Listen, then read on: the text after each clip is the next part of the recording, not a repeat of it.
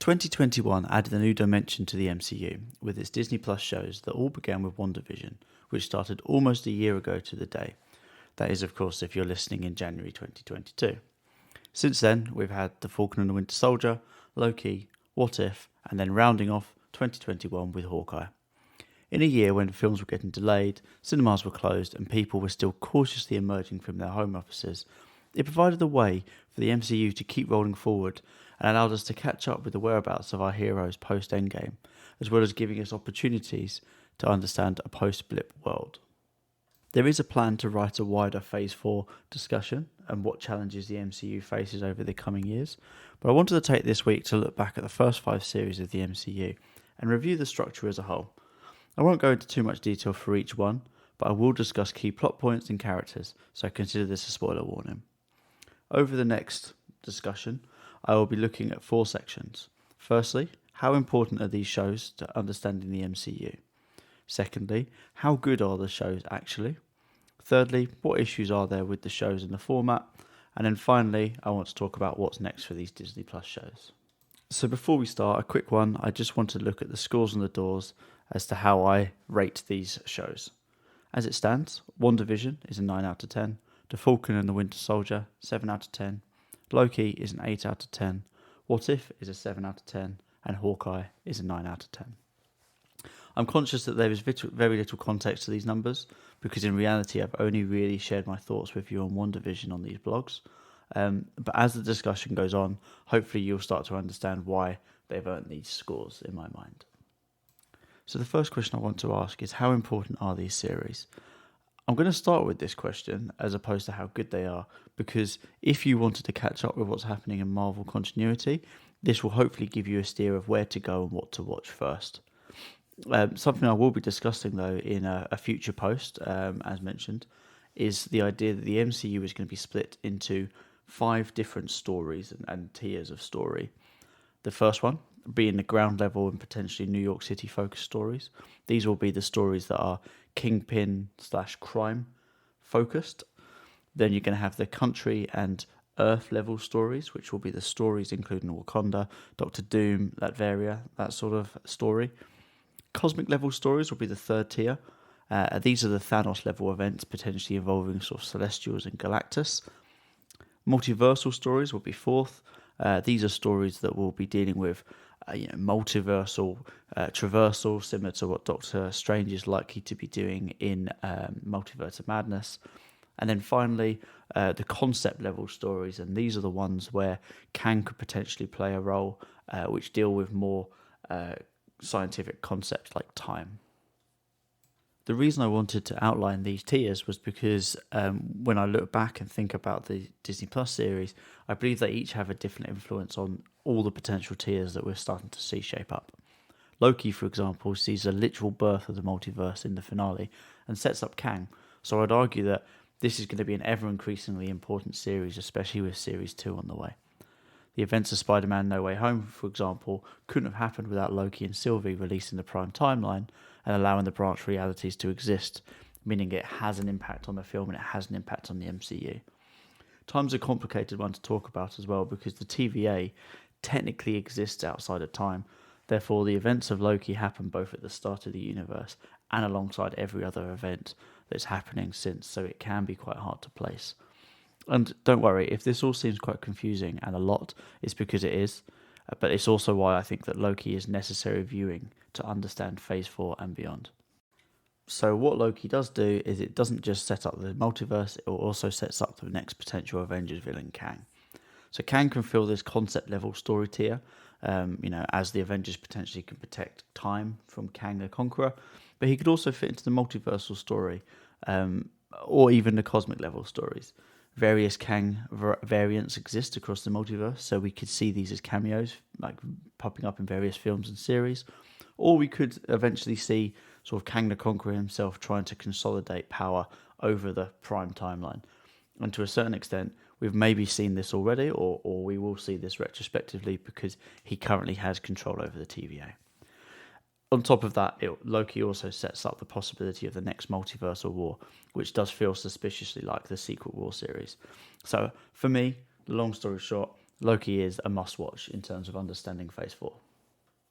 Now that the multiverse has been created, there are two stories that exist within or draw from the multiverse that sit within these series as well. What If is much more on the nose about it. It introduces us to various variants of heroes, as well as how situations could have changed depending upon the slight changes between different universes. It introduces us to the Watcher and gives us a much better idea of who he is, but it also introduces us to teams like the Guardians of the Multiverse. And this is incredibly important because it has a very, very crucial version of Doctor Strange. I would say that if you don't want to watch the animated series, but you want to get an understanding of what's to come, my recommendation is to watch episode 4, 8, and 9.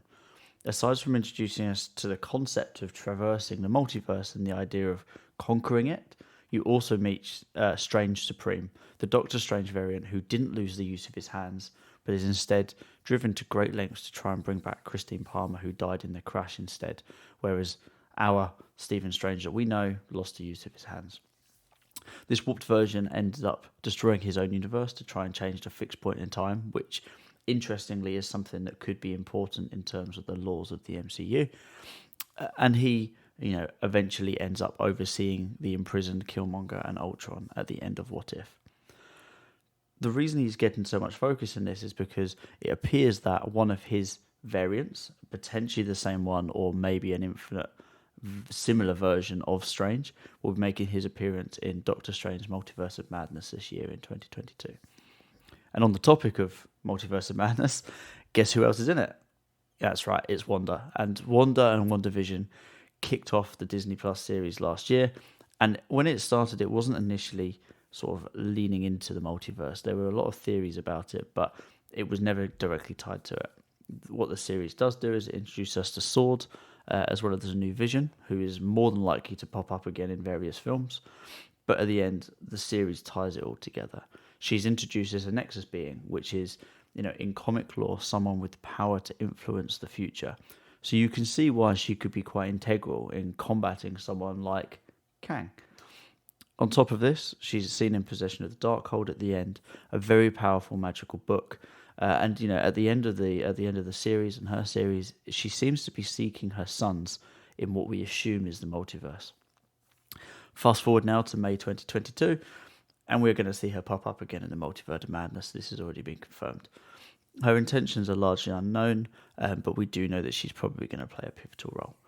Unlike What If, though, I would recommend watching the entirety of WandaVision because, frankly, it's a great watch from start to finish, and it does a great job of developing her character post-Endgame. This is all to be said, even without mentioning the fact that she's developed the rules and laws of magic a lot more in the MCU. It leads us into the Agatha Harkness series that's to come, and it does, it develops Monica as well, who was first seen in Captain Marvel. She gets her powers in WandaVision, and she's more than likely going to appear in Captain Marvel too. The trailer for Doctor Strange in the Multiverse of Madness is out. I recommend watching it if you haven't seen it. Likewise, if you're on the blog as well, I have a link on there, so definitely check that out. Okay, so Loki's opened up the multiverse, What If has explored it, and WandaVision's given us the motivation to dive back into it. The next two step away from that grander cosmic scale, and they take a much more ground level approach. Hawkeye and the Falcon and the Winter Soldier look to set up what's happening with the mere humans post-Endgame, and delve into the politics of the Earth post-blip. Falcon and the Winter Soldier tackles Steve Rogers' legacy and the idea of who's going to be next to take up the shield now that Cap has gone. And as we're talking about the story and the impact on the MCU, I won't delve into the societal issues that it tackles, but it does throw up some interesting views on the perception of who Captain America should be and the attitude that the American people do have towards him. In this series, we see Sam Wilson fight to understand and earn what it means to be Captain America, in stark contrast to John Walker, the insecure soldier who's given the shield without even really earning it. It also brings the super serum back into the mix, where we see many recipients of it, one of which is Walker, and then also how it affects the user, but also how it's still a commodity that the world desires. And this is something that drives quite a lot of nations and politics in the MCU. You could probably get away with not watching this, as it's a story that is founded mainly on Sam, Bucky, and legacy rather than a larger conflict. But I would recommend watching it more for the issues it tackles rather than the MCU implications. Despite the story being largely self-contained, though, there are several MCU implications that do come out of it. Firstly, it introduces us to Madripoor. For those of you that read the comics, it's a very famous haunt for mutants, paving the way for their inclusion in the MCU. And it also lends itself to sort of Sharon Carter's new dynamic as the power broker. Secondly, it goes without saying that it ends with Sam Wilson becoming the new Captain America. So, we can see and expect to see him leading the Avengers in whatever form that takes and whenever that film will be. And then thirdly, we get the introduction of Valentina Allegra de Fontaine. She was meant to be introduced in Black Widow, but due to delays, courtesy of COVID, Falcon and the Winter Soldier ended up landing first. But we see her recruiting Walker, who is now seen as the US agent, for, at the time, an unknown benefactor. She's very shady, and she does seem to be interested in building a team that kind of rivals what the Avengers were. So, looking for a super soldier, looking for a spy.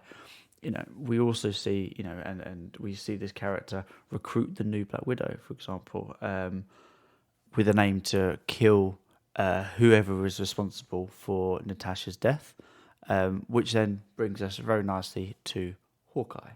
So 2021 ended with Hawkeye. And in Hawkeye, we are given the new Hawkeye, which is Kate Bishop, who we are also probably likely to see in the Young Avengers. And it wouldn't be a surprise if she was actually joined by Tom and William Maximoff, who were introduced way back in WandaVision, and that we know Wanda is currently looking for. And the new Black Widow as well, Yelena, is likely to also pop up again in the Young Avengers and potentially before that. But what the story does do is it brings the Kingpin back from when we last saw him, which was the Netflix series Daredevil. And although his face is unclear at the end, I'm pretty sure he's due to come back in a big way and start to gain control of New York again. When you consider that Daredevil and Matt Murdock makes an appearance in No Way Home, it's clear that there is plans to bring those characters that Netflix once owned back into the MCU. Tying this then back to the tiers that are discussed at the start, Hawkeye is very much playing that ground level story, and at this time, it's talking about New York City. He fleshes out Ronin and talks about the criminal networks that exist within the city, and incidentally, it's the city that Kingpin plays in.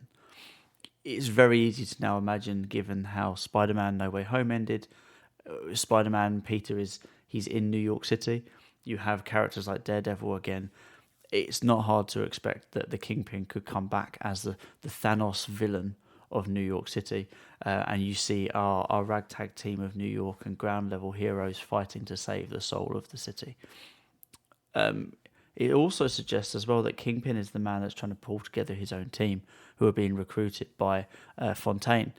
She was the one that approached Yelena about killing Hawkeye, and in the Hawkeye series, it's revealed that this hit was done via Kate's mum and Kingpin.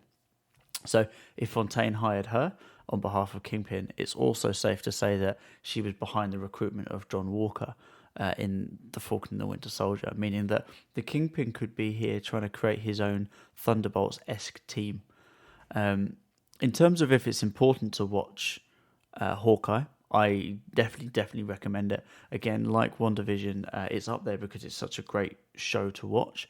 But it also serves as a really good epilogue to Natasha, the previous Black Widow. And it also introduces to plenty of new players as well, including Echo, who is likely to tie into this ground level war in a big way when she gets her own series. And actually, a nice way to tie it all up, it establishes Barton as a hero and a mentor in a way that the previous films haven't really allowed him to do. And it does set him up to be a big influence as an Avenger in future films. So while I've been reading this back and reading through it, it just goes to show why I feel like it's quite important that we talk about the importance of these series first. You can see just how connected they are to both each other and the MCU, some of which have stronger ties than others. And, as the MCU steamrolls forward, these links and ties are probably going to become clearer and more apparent, as shown by No Way Home, for example. One of the things that I have done on my blog and something I'll read out now is my suggestion and my summary as to how you should read and watch these series just to get an understanding and prep yourself for the rest of Phase 4. So for Loki, I suggest that you watch the whole series. It's important to understand the timelines and the multiverse, as well as an introduction to Kang, who he is, and who the TVA is. For What If you don't want to watch the entire animated series, I fully recommend watching episodes 4, 8 and 9. It allows you to understand the new variant of Doctor Strange, but it also helps you understand the multiverse a little bit more. WandaVision, watch the entire series. It sets the scene for the Marvels, it sets the scene for Young Avengers, Multiverse of Madness, and it's also just a great watch all the way through. Falcon and the Winter Soldier, you can probably skip this one. Worst case is that you could just skip to the last 3 episodes, so episodes 4, 5 and 6, and then just tick through all of the highlights. Not necessarily saying it's bad, but if you wanted to understand where the MCU is going, this does the least to drive it. And then finally, Hawkeye, again, watch the entire series. I think that it's going to have a bigger impact in terms of the street level heroes than we potentially think, especially with the establishment of Kingpin. It's also great to meet Kate Bishop and just understand how crime is currently functioning in New York City. So the next part is, how good are these series? And I will admit that our section was a lot to take in as to how it all connects. And I hope, if you were reading it or if you were listening it, that it kind of makes sense. As I said, what it does do is it shows the scale and reach of these shows, but that isn't always a good thing, which I'll come on to later. The big question is, though, are they actually any good? It's fine to have them in the MCU and for them to push the story and the lore and the universe forward, but if they're not enjoyable to sit through, then ultimately, what's the point in even watching them? So I'm going to begin at the start. So I'm going to start with WandaVision, which I gave a 9 out of 10. It's honestly great. It gave us a new style and approach to Marvel content, with each episode taking on a different creative style to mimic iconic TV shows of the time. It reflected the 60s, the 70s, the 80s, and 90s. And on top of that, it added that dash of mystery and intrigue around the nature of Westview and how it came to be. And that mystery is only ever really unravelled sort of episode by episode. It develops its characters well, and it has some genuinely touching moments and some poignant moments. And despite the finale descending into more of a typical Marvel showdown, it did all feel complete. It offers a lot to Wanda as a character, but it also develops the great supporting cast, but it does keep it small enough to give everyone their time to shine. There's obviously a lot of theories circulating around the series, many of which I got caught up in. But despite these not panning out, it never really felt like a letdown in all things considered. It was an incredibly strong start for the serialized version of Marvel stories, which also meant that every week it was coming back to that excitement and anticipation before release. So next up is Falcon and the Winter Soldier, which I gave a 7 out of 10. And this show did have big shoes to fill, and unfortunately for me, it didn't quite fill them. After WandaVision and feeling something that was fresh and new, Falcon felt like it regressed a bit to the sort of traditional ground level Marvel story. Don't get me wrong, it was a combination of great fight scenes and stunts, but it felt like it added anything that was genuinely new. There were standout moments, and one of those that stays with me is sort of John Walker killing a man in cold blood with a shield, and then standing up and seeing that striking image. But overall, there weren't moments that gripped me like WandaVision does. It touched upon some very important topics, though, as I alluded to, the idea of race and equality, and how there is still racism and inequality across the world, and how it is still quite prevalent within America. It also touched upon sort of immigration and sort of the right to own land, especially post-blip, which again was quite interesting, but they didn't necessarily explore it to the level that I felt like they could have done. Luckily these messages, though, these important messages, they didn't feel forced and they felt very natural to Sam's story. And how at the end it's clear that being Captain America isn't about your race or your background, but your ability to stand up for what is fundamentally right. In terms of dynamics as well, I always enjoyed the friction between Sam and Bucky, vying for sort of Steve's attention, sort of in Civil War. And it's great to see this duo back together and clashing and then reconciling throughout the series. It grows them both, and especially as Steve's legacy looms large over both of them, which did make for some funny and interesting interactions. But despite all this, I felt like it fell short of the quality and overall storytelling, which is a real shame, to be honest. Next up is Loki, which I gave an 8 out of 10. Luckily, Loki marked a return to one of the more abstract parts of the MCU and tackled the time travel aspect quite head on. It gave us another chance to see a Loki adapt, change, and grow. We saw this transformation over many Thor films.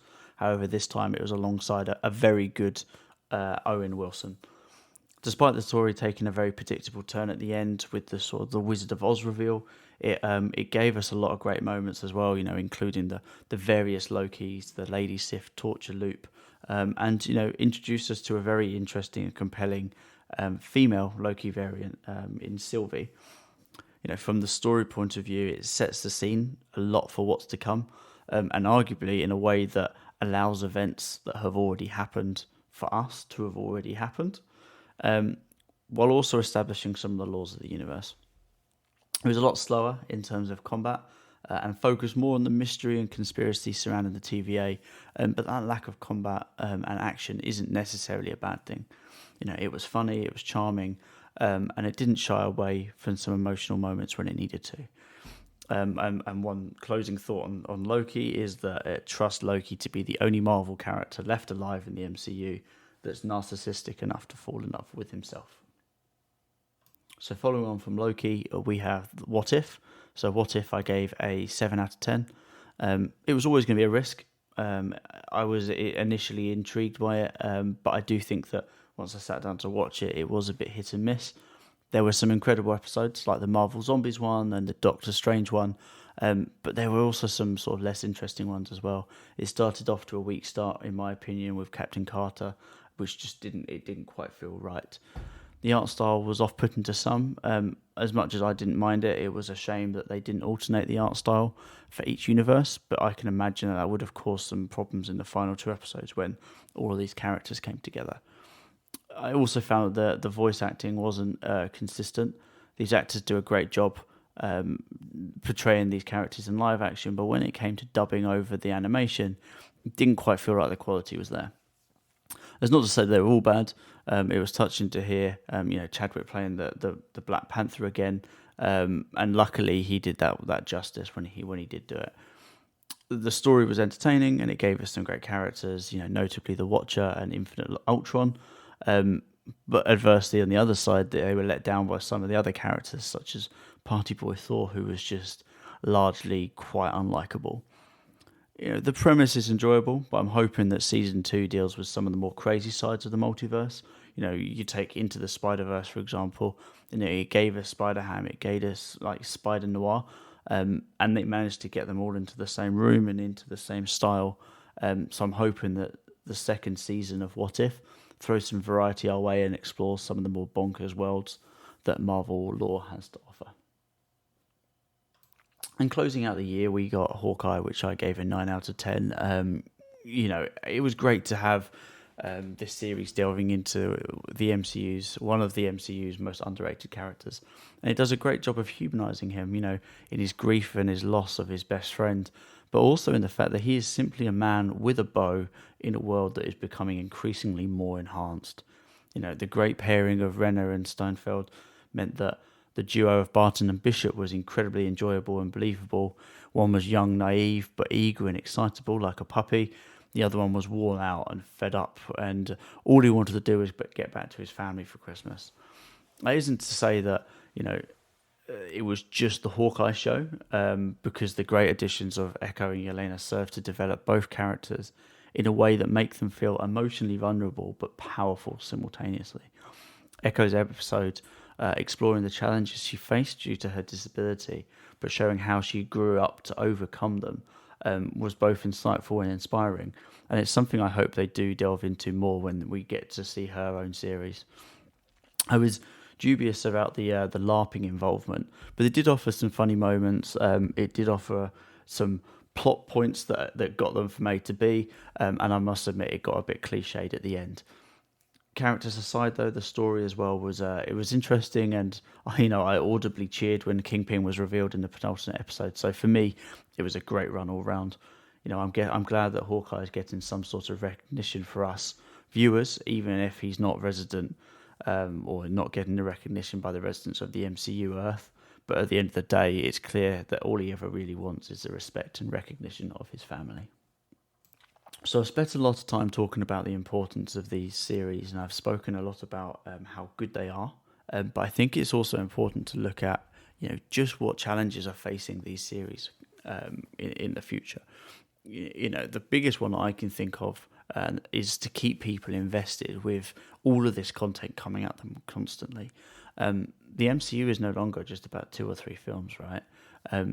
Now it requires you to go home and watch these series in your own time, even as if it's homework.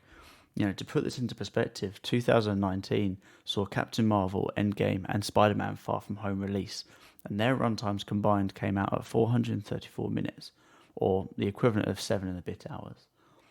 In 2021, if you count up all the content they released, it amounts to a massive 2,157 minutes, which is the equivalent of 36 hours of content.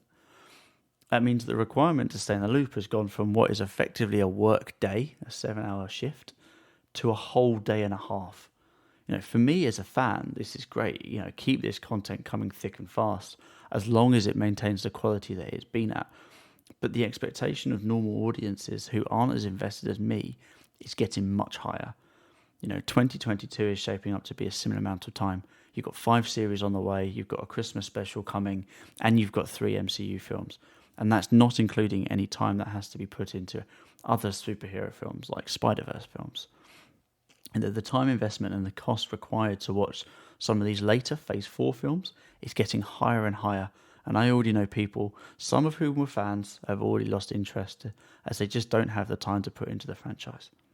The challenge facing these series is that keeping these people on board by creating stories that are both connected to the wider universe and can be enjoyed standalone, and they don't become crucial in understanding some of the later, bigger team-up films. You can imagine that if the Young Avengers comes out in, let's say, 2025, and, for the record, that was an entirely random number, by the way, that the requirement to get there and to understand that is about 8 to 10,000 minutes of content to fully understand and digest what's going on. And that is quite a big ask for someone who isn't really that into it. On top of the time investment as well, it's challenging to keep these stories fresh. By pumping out so much content, you run the risk of running out of stories faster. I know people who are already experiencing superhero fatigue before Avengers Endgame, and then they view Endgame as the perfect place to close out the MCU. Marvel has different ideas and is now doubling down by investing in a whole new diverse roster to our screens, but that comes with multiple risks. One risk being that the stories become stale and repetitive with the same old origin story, and another is that people who aren't that invested anymore don't want to put the time into unknown characters. The upcoming Moon Knight is a prime example. It has the possibility of being great, but no one really knows who he is. These shows need to keep exploring some of the stranger parts of the MCU, like WandaVision and Loki did, and steer away from the standard, tried and tested formula, but it's also important to keep people engaged and on board with these stories.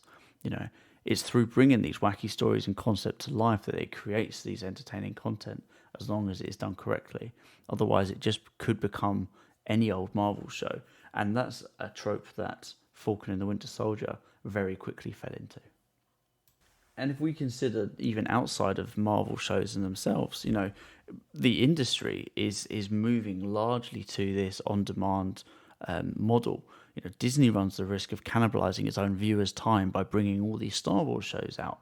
We know that Mandalorian did incredibly well, and it was well received for people that even weren't Star Wars fans. That means that viewers have to choose what they'd spend their time watching on top of anything else that is Marvel. Are they going to be watching Boba Fett? Are they going to be watching Mandalorian? And then you add on to that anything that Netflix and Amazon Prime create. The on-demand market at the moment is filled with recommendations of top quality shows to watch, and viewers unfortunately only have a finite amount of time. These shows need to earn their right to be watched, which means the MCU and the wider universe is going to really need to prove that they have the story that is worth telling. And to close up, we're going to be looking at the sort of the last question, and that's, where do these shows go next? I've spoken at considerable length about how important they are and what makes them good and what challenges. But Disney shows no sign of slowing down with these series. As I mentioned, there's 5 series coming out this year, which I'll be taking you through now. And that's only going to continue, I believe, as we go into 2023 and beyond. I'm recording this on the 18th of January. So yesterday, which was the Monday, we got confirmation and the trailer for Moon Knight. So if you're on the blog and listening and reading along, you'll be able to see the link. If you're listening, then I definitely recommend going onto YouTube and checking the trailer out if you haven't seen it already. It looks really exciting for me, and I can't wait to see them explore this. Just a bit for you guys on Moon Knight. It delves into that area between magic and science, similar to a certain extent where Thor sits, but it also looks to be tackling the sort of mental health issues. So it certainly piqued my interest, as it could be quite an interesting take on the character. I've always been a fan of Moon Knight, and I think the comparisons that a lot of people do to Batman, they very much end at the cape and cowl. He looks aesthetically like Batman, maybe combat style. But, I think overall, he's going to have a very different tangent than Batman. I must admit, though, one of the things that is quite distracting and quite questionable in the trailer is his British accent. It has made me laugh a few times, but I'm not entirely sure that's the angle they were going for. But we will see if that becomes a mainstay of the series. Following Moon Knight, we will have She-Hulk, and that's one I'm actually very excited for. It's a great opportunity to delve into the Hulks a bit more. And the woman playing Jennifer Walters, Tatiana Maslany, was great in Orphan Black. So I'm hoping that she does Jennifer Walters justice, pun entirely intended. I'm hoping the series also deals with the sort of legal challenges around superheroes and vigilantes. Given that she is a lawyer that focuses on this, I'm hoping that it starts to go into the Superhero Registration Act and kind of how that legality shapes the legal system and the politics of the MCU. It's also prime real estate for Daredevil to make a return, given that he is a lawyer and that he is rumored to be everywhere in upcoming shows. So I'm all down for a bit of courtroom drama mixed with some Hulk smashes, which could well be an entertaining watch. It has also been confirmed as well that the reason that the Hulk / Bruce Banner is in human form at the end of Shang-Chi is because he gives his blood transfusion to his cousin, who is Jennifer Walters, which is then what results in this kind of this difference in form, and that will potentially be something that underpins the entire story. And then after She-Hulk, we get to Miss Marvel. I'm intrigued by this for many reasons. One of them being that she's actually an Inhuman. So for those of you who remember, The Inhumans was a show that came out many years ago, and it was not well received. And it was very much sidelined, and I believe it's not even canon too much anymore. So it'll be interesting to see if this serves as a soft reboot for the Inhumans. It also allows Marvel to develop their first Muslim superhero, which is obviously incredibly important. She's done a great job of bringing the culture to light in the comics, and demonstrating that balance between her culture and her power. So I'm hoping that this then takes that responsibility into live action and does it well.